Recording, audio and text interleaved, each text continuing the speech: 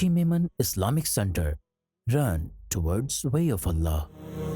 الحمدللہ وحدہ والصلاة والسلام علی من لا نبی بعدہ اما بعد فاعوذ باللہ من الشیطان الرجیم بسم اللہ الرحمن الرحیم قال اللہ تبارک و تعالی فی القرآن المجید ان اللہ وملائکتہ یصلون علی النبی یا ایہا الذین آمنوا صلوا علیہ وسلموا تسلیما اللہم صلی علی سیدنا و نبینا ومولانا محمد معدن الجود والکرم وعلی آلہ وبارک وسلم صلاة و سلام علیک یا سیدی یا رسول اللہ وعلی آلک و اصحابک یا حبیب اللہ۔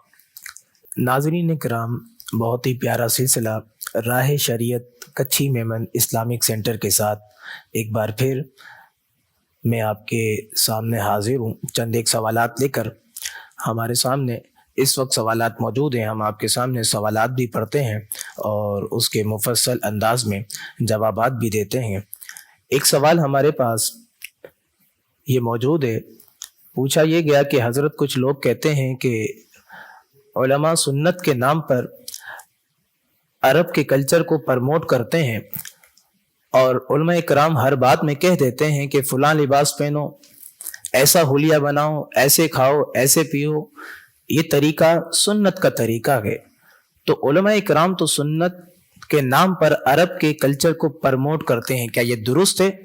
یہ سوال ہم سے پوچھا گیا ہے، تو اس سوال کے جواب میں آپ کے سامنے میں دو طرح سے گفتگو کرتا ہوں۔ انشاءاللہ تبارک و تعالی یہ سوال بالکل کلیئر ہو جائے گا، جواب آپ کو بآسانی مل جائے گا۔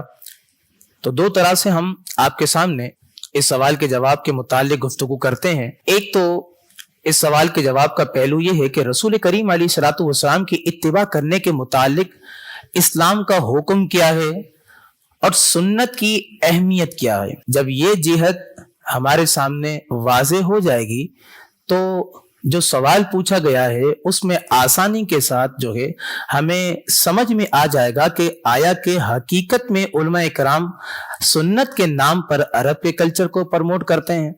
تو یاد رکھیے گا کہ نبی کریم علیہ الصلوۃ والسلام کی حیات مبارکہ کا ہر گوشہ قابل تقلید اور لائق عمل ہے، جس پر عمل کر کے دنیا اور آخرت میں کامیابی حاصل کی جاتی ہے۔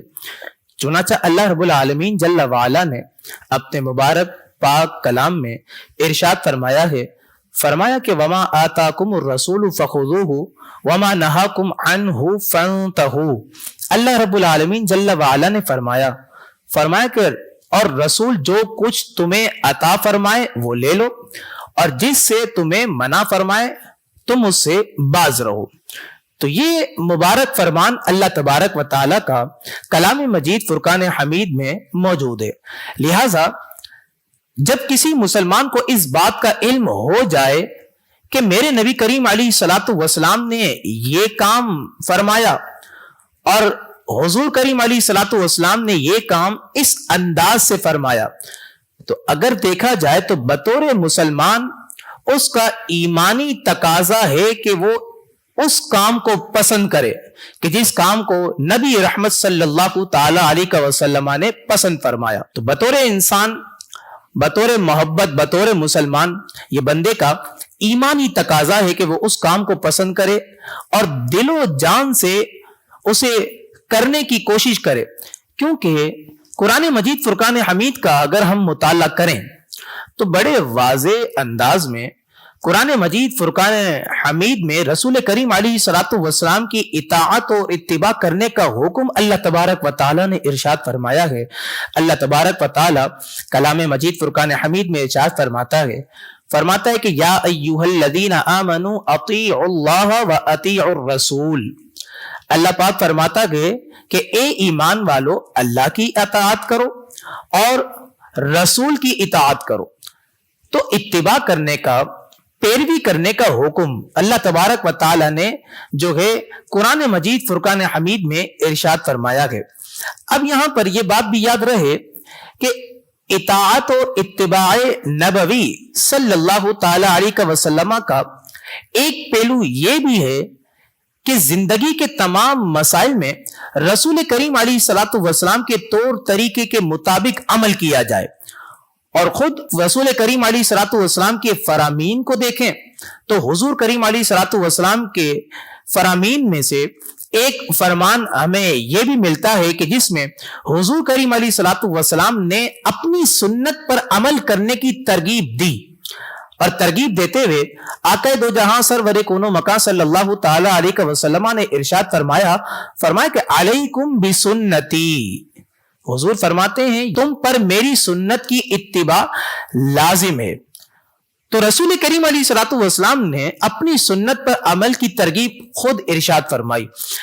اسی طرح سنت سے جو لوگ منہ موڑتے ہیں تو اس کے متعلق بھی اللہ کے نبی کریم علیہ الصلوۃ والسلام نے بڑے واضح انداز میں اپنا فرمان ذی نشان ہمارے سامنے پیش کیا۔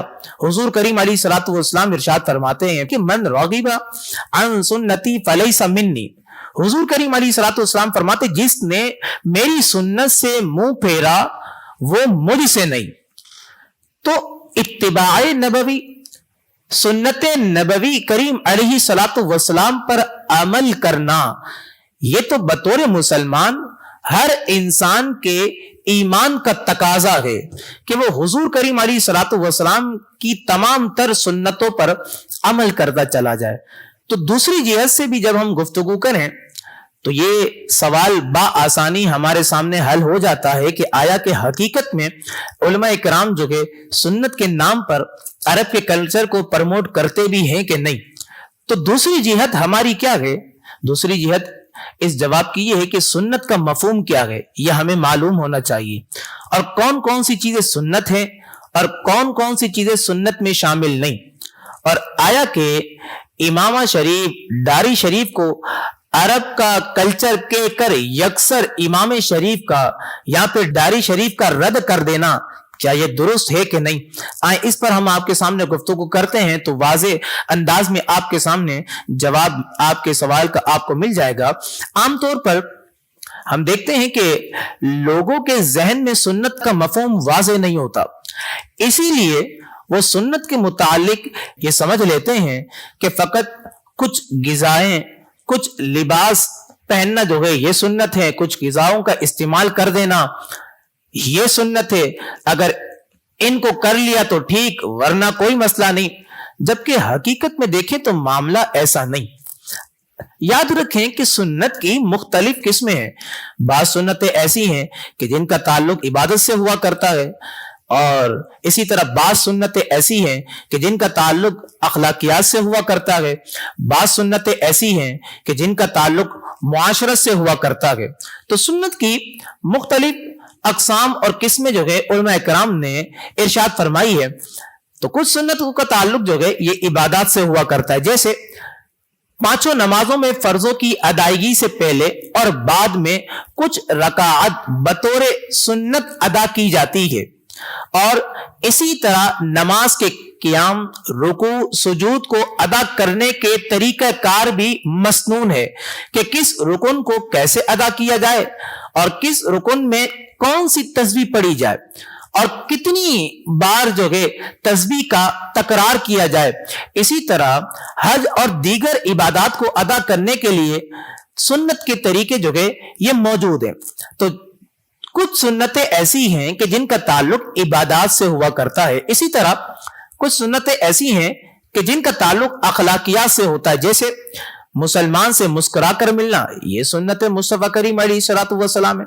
اسی طرح معاف کر دینا، یہ سنت مصطفیٰ ہے۔ اسی طرح حلم اور بردباری، یہ سنت مصطفیٰ ہے۔ اسی طرح گھر والوں سے اچھا سلوک کرنا اور بچوں سے محبت سے پیش آنا، یہ تمام چیزوں کو سنت مبارکہ میں شمار کیا جاتا ہے۔ تو یہ تمام سنتیں ایسی ہیں کہ جن کا تعلق اخلاقیات سے ہوتا ہے، اور آپ کے سامنے بتلایا میں نے کچھ سنتوں کا تعلق معاشرت سے ہوا کرتا ہے، جیسے کہ امانت داری، اسی طرح دیانت داری، یہ سنت مبارکہ ہے۔ سچ بولنا، یہ سنت مبارکہ ہے۔ اچھی بات کا حکم دینا اور بری بات سے روکنا، یہ سنت مبارکہ ہے۔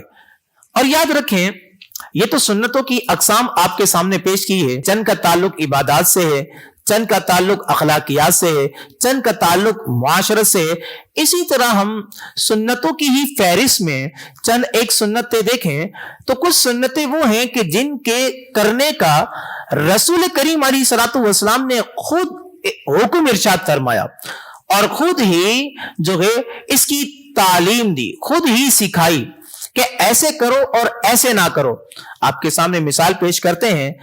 مثال کے طور پر کھانے کے متعلق نبی کریم علیہ الصلوۃ والسلام نے ارشاد فرمایا کہ جب کھانا کھاؤ تو بسم اللہ پڑھ کر کھاؤ، سیدھے ہاتھ سے کھاؤ، اپنے سامنے سے کھاؤ، جب پانی پینے لگو تو بسم اللہ پڑھ لو، اور جب پانی پی چکو تو الحمدللہ کہہ دیا کرو، سیدھے ہاتھ سے پیو، کھڑے ہو کر نہ پیو، مشکیزے کو منہ لگا کر نہ پیو، برتن میں سانس نہ لو۔ یہ تمام سنتیں ایسی ہیں کہ جن کے کرنے کا، جن پر عمل کرنے کا حکم رسول کریم علیہ الصلوۃ والسلام نے خود ارشاد فرمایا ہے، اور باقاعدہ آقا نبی کریم علیہ الصلوۃ والسلام نے خود اس کی ترغیب بھی ارشاد فرمائی۔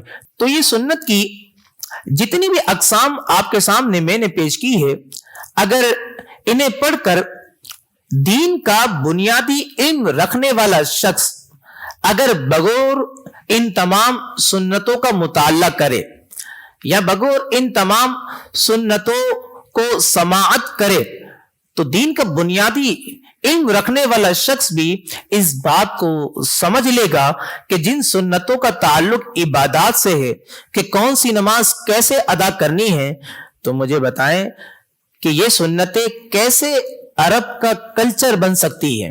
اسی طرح جن سنتوں کا تعلق اخلاقیات سے ہے کہ مسکرا کر ملنا، معاف کرنا، اچھے انداز سے ملنا، یہ تمام سنتیں، تو مجھے بتائیں یہ سنتیں بھی کیا عرب کا کلچر ہے کہ ان تمام باتوں پر، ان تمام چیزوں پر آیا کہ صرف اور صرف عرب والے ہی عمل کریں گے؟ اسی طرح جن کاموں کا رسول کریم علیہ الصلوۃ والسلام نے خود حکم ارشاد فرمایا کہ ایسے کھاؤ، ایسے پیو، یہ کام کرو، اس کام سے جو کہ تم باز رہو، تو یہ سارے کام کیا خطہ عرب کے حوالے سے تھے کہ رسول کریم علیہ الصلوۃ والسلام نے انہیں مخاطب کر کے ارشاد فرمایا؟ ان تمام فرامین پر کیا صرف اور صرف عرب والے ہی عمل کریں گے؟ تو دین کا بنیادی علم رکھنے والا شخص کا جواب یہی ہوگا کہ ہرگز نہیں، یہ تمام سنتیں جو ہیں سبھی مسلمانوں کے لیے ہیں، اور نبی کریم علیہ الصلوۃ والسلام نے کسی خطے اور علاقے کی تقسیم کیے بغیر ان کا حکم ارشاد فرمایا۔ تو پوری دنیا کے مسلمان اطاعت رسول صلی اللہ تعالی علیہ وسلم میں یہ کام کریں گے، اور نہ تو یہ کسی مخصوص زمانے والوں کے لیے ہے اور نہ ہی اس میں خطوں کی تقسیم کاری کا کوئی عمل دخل ہے۔ لہٰذا علماء اکرام سنت کے نام پر عرب کے کلچر کو پرموٹ نہیں کرتے، بلکہ علماء اکرام تو عوام الناس کے سامنے حضور کریم علیہ الصلوۃ والسلام کی سنتوں کو اجاگر کیا کرتے ہیں۔ اسی طرح داری شریف کے متعلق، امام شریف کے متعلق جو ہے بتایا گیا کہ ان کو بھی عرب کا کلچر جو ہے کہا جاتا ہے، تو یہاں پر یاد رکھیے گا داری شریف، امامہ شریف یہ عرب کا کلچر نہیں ہے، بلکہ داری شریف، امامہ شریف یہ دین میں سے ہے۔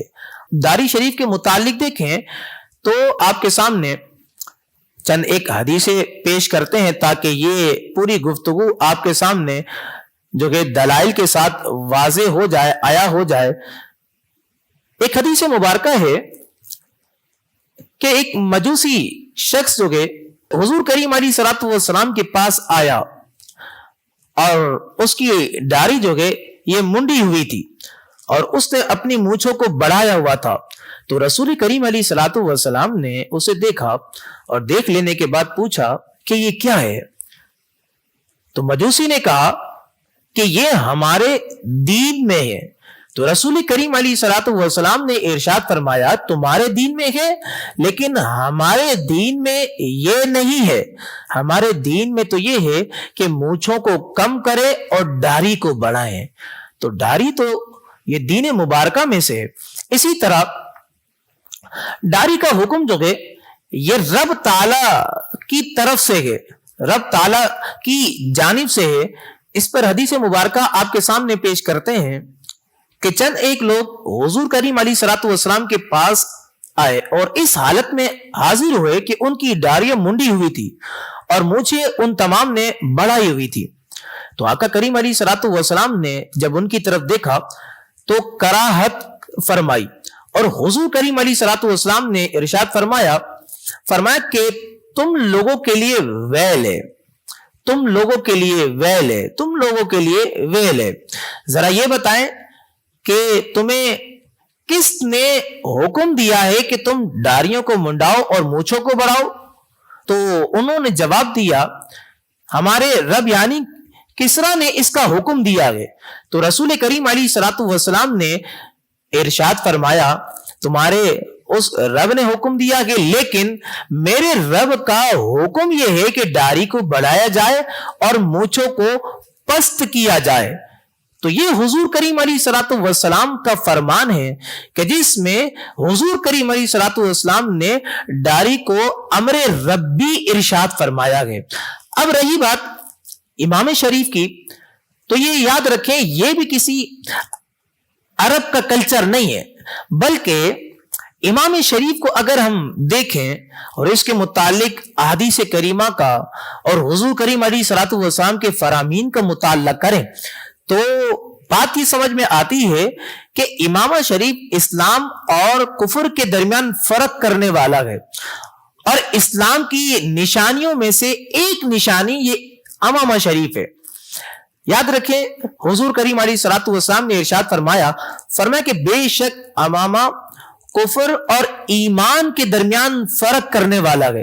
اسی طرح کنز العمال کی ایک اور حدیث مبارکہ ہے کہ جس میں رسول کریم علیہ الصلوۃ والسلام نے حضرت مولا مشکل کشا کرم اللہ تعالی وجہہ الکریم کو امامہ شریف باندھا، اور باندھ لینے کے بعد نبی کریم علیہ الصلوۃ والسلام نے ارشاد فرمایا کہ امامہ اس طرح باندھو، بے شک امامہ اسلام کی علامت ہے۔ حضور فرماتے امامہ شریف اسلام کی نشانی ہے، اور یہ مسلمانوں اور مشرکوں کے درمیان فرق کرنے والا ہے۔ تو یہ بھی کسی عرب کا کلچر نہیں بلکہ سنت مصطفیٰ کریم علیہ الصلوۃ والسلام ہے۔ یہاں تک کہ اگر کوئی شخص امام شریف کو سجا لیتا ہے اور امام شریف کے ساتھ ہی جو ہے نماز کی ادائیگی کرتا ہے تو آقا نبی کریم علیہ افضل الصلاۃ والتسلیم نے یہاں پر ارشاد فرمایا ہے، حضور کریم علیہ الصلوۃ والسلام فرماتے ہیں کہ ایسی 2 رکعتیں جو امامہ شریف باندھ کر پڑھی جائیں وہ بغیر امامے والی 70 رکعتوں سے بہتر ہیں۔ تو یہ امام شریف کی جو ہے یہ برکت ہے، اس کی فضیلت ہے، اس کو باندھ کر نماز پڑھنے کا جو ثواب ہے اللہ تبارک و تعالی یہ مزید بڑھا دیا کرتا ہے۔ تو یہ جو فرامین ہے کسی خطے والے کے لیے خاص نہیں، خطہ عرب کے لیے بھی خاص نہیں، بلکہ حضور کریم علیہ الصلوۃ والسلام کے جتنے بھی فرامین ہیں، حضور کریم علیہ الصلوۃ والسلام کی جتنی بھی سنتیں ہیں، ان تمام پر عمل کرنا ہر مسلمان کے ایمان کا تقاضا ہے۔ ہم یہاں پر اس سوال کا آپ کے سامنے مفصل انداز میں جواب دے چکے۔ امید ہے کہ یہ سوال جو ہے آپ کے جو ذہنوں میں گردش کر رہا تھا کہ علماء اکرام جو ہے یہ عرب کے کلچر کو پرموٹ کرتے ہیں سنت کے نام پر، تو یہ آپ کے ذہنوں سے یہ سوال جو کہ اب گردش کرنا بند ہو جائے گا۔ اسی طرح ہمارے سامنے ایک اور سوال بھی موجود ہے۔ پوچھا یہ گیا کہ اس شخص کا کیا حکم ہے کہ جس نے کسی بات پر معاذ اللہ یہ جملہ کہہ دیا کہ اللہ پاک کنفیوز نہ ہو جائے، نعوذ باللہ من ذالک، تو اس شخص کا کیا حکم ہے؟ یہ سوال ہمارے سامنے کیا گیا۔ تو یاد رکھیے گا یہ جملہ کہنا نعوذ باللہ من ذالک کا اللہ پاک کنفیوز نہ ہو جائے، یہ جملہ کفریہ جملہ ہے۔ اس کے بولنے والے پر توبہ تجدید ایمان کرنا یہ شرعاً لازم ہے، اور اگر قائل یعنی جس کا یہ قول ہے، جس نے یہ بات کہی ہے، اگر وہ شادی شدہ ہے تو تجدید نکاح کرنا بھی شرعاً لازم ہے۔ وجہ کیا ہے؟ تو یاد رکھیں کنفیوز ہونا لا علمی یا کم علمی کی دلیل ہے، جس سے اللہ تبارک و تعالیٰ کی ذات پاک ہے، وہ اپنی مخلوق میں ہر ایک کو جانتا ہے۔ اللہ تبارک و تعالیٰ سب کے دلوں کے حالات کو بھی جانتا ہے۔ اللہ تبارک و تعالیٰ ذرے ذرے کو جانتا ہے، یہاں تک کہ جو پیدا نہیں ہوئے اللہ تبارک و تعالیٰ انہیں بھی جانتا ہے۔ تو اللہ تبارک و تعالیٰ کا علم بے حد وسیع ہے، اس کے علم کی کوئی انتہا نہیں، تو کنفیوز ہونا یہ عیب ہے۔ اور اللہ رب العالمین جل وعلا کی ذات مبارک جو ہے یہ تمام عیب سے پاک ہے، اس لیے اللہ پاک کی طرف کنفیوز ہونے کی نسبت کرنا یہ کفر ہے، اور یہ کفر جملہ ہے، کہنے والے پر شرعن جو ہے وہ توبہ اور تجدید ایمان جو ہے یہ لازم ہے، اور اگر شادی شدہ ہے تو اس پر تجدید نکاح کرنا بھی شرعن لازم ہے۔ اسی طرح ایک اور سوال ہم سے کیا گیا کہ اگر کوئی یہ کہے کہ اللہ جب بھی دیتا ہے چھپر پھاڑ کر دیتا ہے تو ایسا کہنا کیسا؟ تو یاد رکھیں کہ یہ جملہ کہنا شرعن جائز ہے، اور یہ اللہ تعالیٰ جب بھی دیتا ہے چھپر پھاڑ کر دیتا ہے، یہ جملہ کہ اللہ پاک جب بھی دیتا ہے چھپر پھاڑ کر ہے، تو اس پورے جملے میں سینٹینس میں جب بھی یہ حصر ہے، اور یہ حصر بطور مبالغہ ہے، کیونکہ عام حالات میں اگر ہم غور کریں دیکھیں تو اللہ پاک بندے کو وسیلہ اور کوشش کے ساتھ رزق عطا فرماتا ہے، مگر اللہ پاک اپنے فضل سے بہت سو کو بے وسیلہ اور خلاف توقع بھی رزق عطا فرماتا ہے۔ تو اسی لیے یہ جملہ کہنا جو کہ شرعن جائز بطور محاورہ بولا جاتا ہے۔ لغت کی مشہور کتاب ہے فیروز اللغات، اس کتاب میں چھپر پھاڑ کر دینا، اس کتاب میں یہ بات موجود ہے کہ یہ بطور محاورہ ہے، یعنی بے وسیلہ رزق پہنچانا، اس جگہ سے دلانا جہاں سے امید بھی نہ ہو، گھر بیٹھے دینا۔ تو یہ تمام تر جو ہے اس کے معنی جو ہے اس کتاب میں اس لغت میں بیان کیے گئے ہیں۔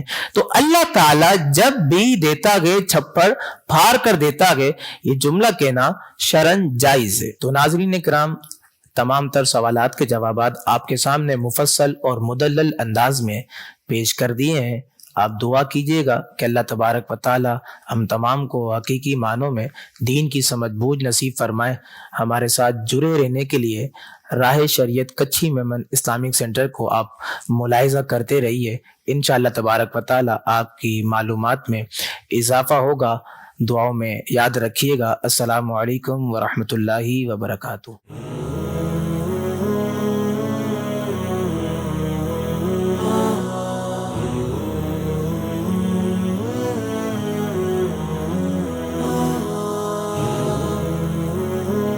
Kachi Memon Islamic Center. Run towards way of Allah.